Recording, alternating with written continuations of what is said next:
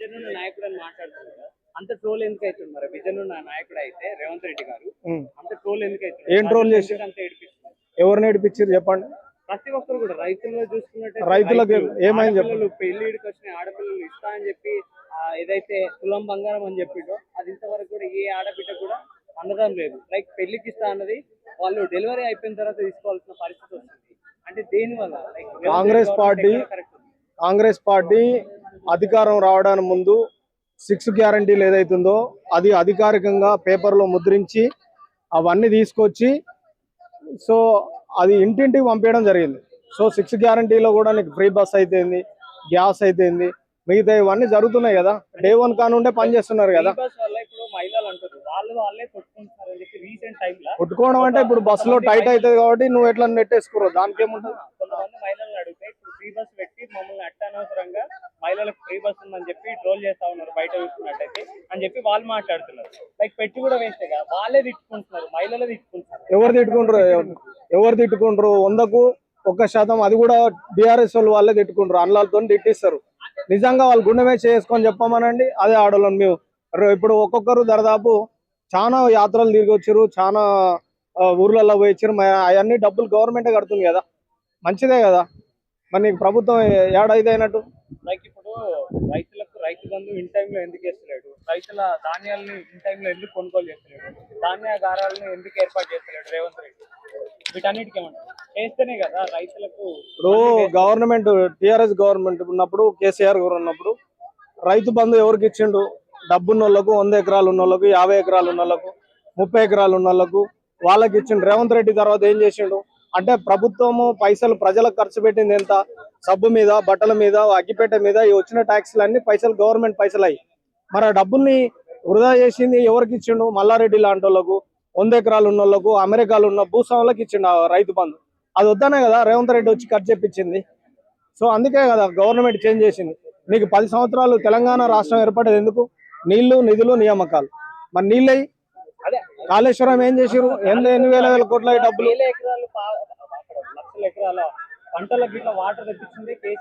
ఆయన కేసీఆర్ తెప్పించిన నువ్వు అంటున్నావు. కేసీఆర్ అసలు తెలంగాణ ఉద్యమం 1969కు ముందు నుండే నీళ్లు, నిధులు, నియామకాలు కావాలని కొట్లాడారు.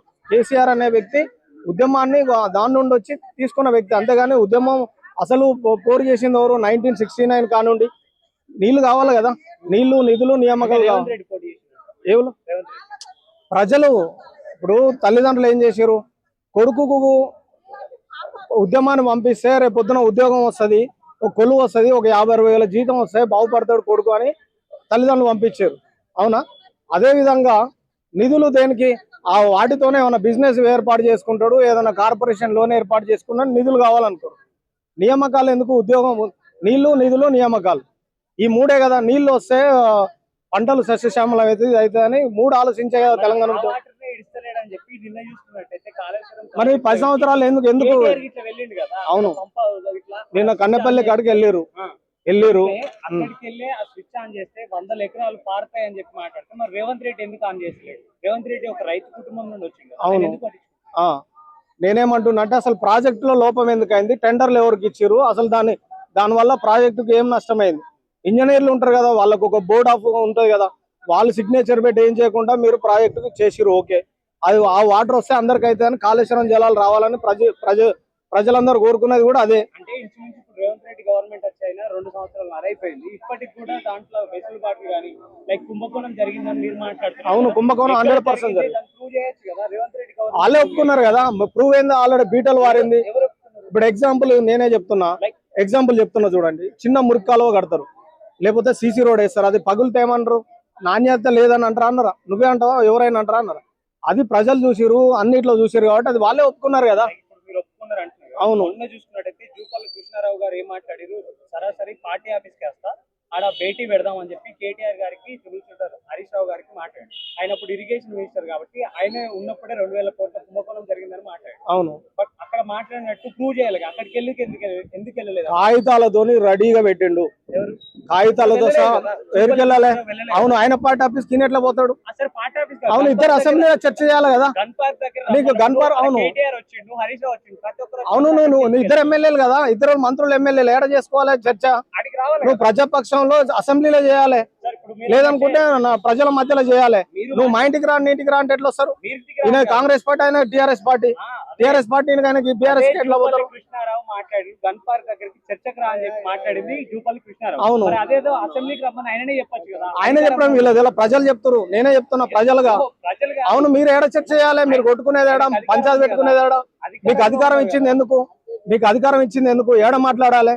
నువ్వు నిజాయితీగా అగ్గిపేట కొన్నా, ఈడ ప్రభుత్వం ద్వారా అగ్గిపేట తీసుకున్నా, ఇది తీసుకున్నా, నీ దాన్ని ఒప్పుకోవాలి రెడీగా, అవునా కాదా? మరి ఎందుకు ఒప్పుకోలేదు? 10 సంవత్సరాలు అధికారం ఇస్తే నువ్వు అధికారం చేంజ్ అయిందంటే ఎందుకు జరిగింది? 10 సంవత్సరాలు ఇప్పుడు చూసుకున్నట్టే రైతులకు యూరియా యాప్ అని తీసుకొచ్చింది రేవంత్ రెడ్డి. యూరియా యాప్ లా రైతులు ఆల్మోస్ట్ అందరూ కూడా అన్ఎడ్యుకేటెడ్ ఉంటారు. ఎడ్యుకేటెడ్ ఎవరు ఉంటారు? వాళ్ళకి యాప్ గురించి ఏం చేస్తుంది, ఎక్కడికి వెళ్ళి వస్తాయి, లైక్ యూరియా ఎక్కడి నుండి తీసుకోవాలి, రైతులకు ఏం తెలియదు కదా యాప్ గురించి. లైక్ వాళ్ళ కొడుకు రావాలంటే వాళ్ళ కొడుకు హైదరాబాద్ లో ఎక్కడ వర్క్ చేసుకుంటుంటాడు, ఆయన వచ్చేదాకా కూడా యూరియా రాకపోతే అక్కడ పంట అంతా నష్టమే కదా. దాని గురించి ఏమంటారు? ఇప్పుడు నేను ఏమంటున్నా అంటే, యూరియా సంబంధించింది యాప్ ఏదైతుందో టెక్నాలజీ మారింది కాబట్టి టెక్నాలజీ తగ్గట్టు యాప్ లో చెక్ చేసుకోవాలని చెప్పారు, అంతవరకే. కానీ నువ్వు యాప్ లో చేయాలని ఏం లేదు. ఇరిగేషన్ ఆఫీసర్ ఉంటాడుగా, ఎంఆర్ఓ మండలంలో ఉంటాడుగా, ఆయన చెక్ చేసుకుంటాడు. ఇప్పటికి ఏ రైతు కాగింది చెప్పండి? పలానా రోజు పలానా బస్స వల్ల పలానా రైతు ఈ రోజు నీకు దుక్కిపండి యూరియా వేయలేదని ఒక రైతు పేరు చెప్పండి. రీసెంట్ టైం లోనే చూసుకున్నట్టు చెప్పండి, పేరు చెప్పండి. గురించి చెప్పుల లైన్ లో పెట్టి అక్కడ నుండి ఇంటికి వెళ్ళే పరిస్థితి అయితే ఇక్కడ మనకు చూసుకున్నట్టయితే రీసెంట్ 1 year 2 years లోనే ఉంది ఇక్కడ మనకు చూసుకుంటే. అది రేవంత్ రెడ్డి గవర్నమెంట్ లోనే యూరియా దొరక్క అక్కడ చెప్పుల క్యూ లైన్ లో చెప్పులు పెట్టి ఇంటికి వెళ్ళిపోయారు. మరి దీని గురించి ఏడో క్యూలు పెట్టి వెళ్ళిపోయింది చూపించండి. యూరియా షాప్ దగ్గర నేను ఏమంటున్నా అంటే, చూడండి ప్రభుత్వం ఏర్పడి 10 సంవత్సరాల దాకా టిఆర్ఎస్ రాష్ట్రం ఏర్పడ్డది, తెలంగాణ కోసం కొట్లాడినాం, ఇవన్నీ ఉండాలి, సర్దుకోవాలి, కొత్త సంసారం అని చెప్పారు కాబట్టి 10 సంవత్సరాలు అవకాశం ఇచ్చారు, అవునా కాదు? మరి రేవంత్ రెడ్డి రాగానే ఒక 30 నెలలకు ఎందుకు అట్లా తొందర పడుతున్నారు? వాళ్ళ గవర్నమెంట్ లో ఎందుకు కాలేదు? ఏ గవర్నమెంట్ లో 5 years కాలేదు, సెకండ్ 5 years కూడా కాలేదు. ఏడాగింది చెప్పండి. అయితే కాంగ్రెస్ గవర్నమెంట్ అంత ముందు ఏది చూపించండి నాకు, పలానా చెప్పండి. కూడా చెప్పుల క్యూ ఉంది కదా తప్ప అక్కడ యూరియా సమస్య. ఇప్పుడు నువ్వు ఏ గ్రామం పోయాయని అడగండి, రైతు దగ్గర అడిగి నాకు రైతు సోషల్ మీడియాలో వైరల్ అయినాయి కాదండి. ఇప్పుడు నేను చూడండి, ఇప్పుడు నేనేమంటున్నా అంటే నువ్వు గ్రామాలలోకి వెళ్ళి యూరియా ఇబ్బంది అయింది ఒక రైతుతోనే అనిపి. మీరు రైతు, మీరు ఫార్మరా? మరి నేనేమంటున్నా, మంది రైతులు రోడ్లెక్కి యూరియా గురించి ధర్నా చేసిన రోజులు ఉన్నాయి. వాటిని అంతటి కూడా ఇప్పుడు ఫుటేజ్ తీయమంటే ఇప్పుడే చూసి. నేనేమంటున్నా అంటే, ఇప్పటికీ ఎన్ని రోజులు నాట్లు వేసైనా ఇది వేసైనా కూడా ప్రతి రైతు రబీనే కానీ ఖరీఫ్ అంటే వానకాలమేనే ఆసింగే కానీ ఏ టైంలో అయినా కూడా రైతులకు సంబంధించినటువంటి ఏమైనా ఇబ్బంది అయితే అది అక్కడ ఉన్నటువంటి అగ్రికల్చర్ ఆఫీసరు అక్కడ లోకల్ ఉన్నటువంటి వాళ్ళందరూ చూసుకోగలుగుతారు. అలాంటి ఇబ్బందులు ఏం లేవు. నీ గింజతో సహా తీసుకున్నారు మొన్న, అవునా? ఆడ కూడా డిలే అయితే అడ్మినిస్ట్రేషన్ లో ఉన్నటువంటి కలెక్టర్ ఇమీడియట్లీ నిర్ణయం తీసుకోవాలంటే ఇమీడియట్లీ గింజతో సహా తీసుకున్నారు. రైతులకు రుణమాఫీ చేస్తా అని చెప్పి 100% రుణమాఫీ జరిగింది అని చెప్పి వాళ్ళు లీస్ట్ బయట పెడతా ఉన్నారు కదా. అదే లీస్ట్ పట్టుకొని కేటీఆర్ గారు ఓపెన్ ఛాలెంజ్ చేసిండు. ఏమని మాట్లాడిండు? లైక్ ప్రతి ఊర్లో కనుక 100% రుణమాఫీ జరిగినట్టుంటే నేను అప్పటికే రాజకీయ సన్యాసం తీసుకుంటాను, ఖచ్చితంగా రాజకీయాల నుండి వెళ్ళిపోతానని చెప్పి మాట్లాడినప్పుడు ఎందుకు వెళ్ళలేదు రేవంత్ రెడ్డి గారు? ఏడికి వెళ్ళాలంటారు? ఏడికి వెళ్ళాలి? గన్ పార్క్ దగ్గరకైనా, అసెంబ్లీకైనా. ఇప్పుడు ప్రభుత్వం ఎవరిది? కాంగ్రెస్ గవర్నమెంట్. మరి ఎక్కడ మాట్లాడాలి? వాళ్ళు అసెంబ్లీకైనా మాట్లాడలేదు కదా, వాళ్ళు వచ్చి మాట్లాడాలి అసెంబ్లీలో. మరి ఎందుకు అది పొరపాటు? ఎవరిది? ఎందుకు మైక్ ఇస్తలేరు? ఎవరు మైక్ ఎందుకు ఇయ్యరు? అవును, కేసీఆర్ ప్రతిపక్షంగా ఉన్నప్పుడు రావాలి కదా, ఎందుకు రాలేదు? కేసీఆర్ ఎందుకు రాలే?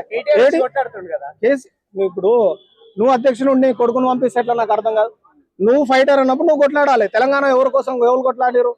కేసీఆర్ ఉన్నారు, మేము అందరం కలిసి కొట్లాడితే కదా. మేము కూడా దెబ్బలు పడ్డాం, కేసులు అయినాయి, 100 రకాల నిధులు నియామకాల ఉద్యోగాల్లో ఒక నోటిఫికేషన్ రాలే, అవన్నీ చూసుకున్నాం కదా. ఇప్పుడు వచ్చినాయా? మీరు కొట్లాడిన అంటున్నారు, ఇప్పుడు వచ్చినాయా ఉద్యోగాలు? కాంగ్రెస్ గవర్నమెంట్ ఆ గవర్నమెంట్ కొన్ని వేసింది, ఇప్పుడు కూడా 80,000 ఉద్యోగాలు వేసింది. ఇప్పుడు కూడా అవును, ఇవాళ పేపర్ చూడు. వెళ్ళినప్పుడు కట్టెలతో దాడింది. ఎవరు చేసారు? ఎవరు చేసారు చెప్పండి. ఎన్నడు చెప్పండి, మీ దగ్గర ఎవిడెన్స్ ఎన్నడు? ట్రోల్ చేసేటోళ్ళు చూడబ్బా, ఇగో సోషల్ మీడియాలో ట్రోల్ చేసేటోళ్ళు కొంతమంది అది నిజంగా ఎవిడెన్స్ ఉంటే రేవంత్ రెడ్డిని కట్టెలతో కొట్టినట్టు నువ్వు గవర్నమెంట్ ఏర్పడ్డ తర్వాత ఉంటే చూపించారు నాకు. అన్న ప్రోటోకాల్ బ్రేక్ చేసిరని చాలా మంది స్టూడెంట్స్ లోపల పెట్టి నువ్వు గుడ్డే మాట్లాడుతున్నావు. నువ్వు ఏమనుంటే ఎవిడెన్స్ చూపించు. రేవంత్ రెడ్డిని కట్టెలతో కొట్టినట్టు ఎవిడెన్స్ చూపించు. ఎందుకు మాట్లాడతారు అనవసరం.